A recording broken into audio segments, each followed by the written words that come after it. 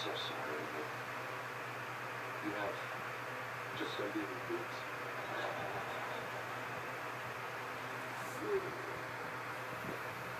I realize now that it's my job for the next 7 months to keep you happy, and that's why I'm